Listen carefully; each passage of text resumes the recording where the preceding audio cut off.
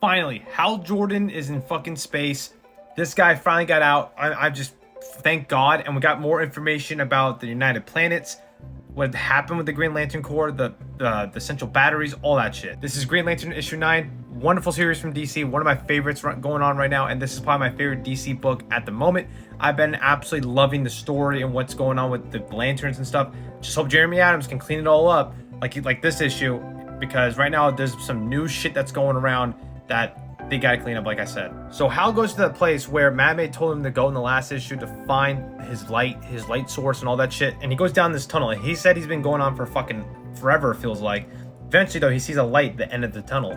Then he goes to this place, like this utopia, like this heaven place. And he's like, where the fuck am I? Like, what is this? And then he hears someone talking to him. That person is Tom, the guy who used to work with Hal Jordan back in the day.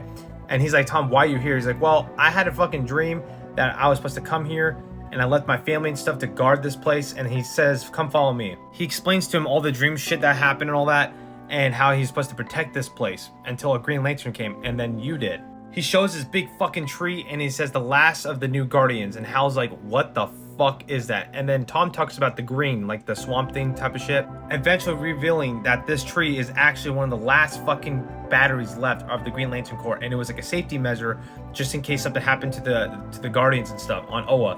And Hal's like, what the fuck? It's like, that's why my ring has been able to charge and stuff. But it's actually a shadow of the ring. It's not actual real Green Lantern ring. And then it absorbs his ring. He's like, what the fuck? What happened? There's enough rings right here to be enough for the 2814 sector. And possibly more, but he's got to let it charge and stuff. So Hal gets a brand new ring again.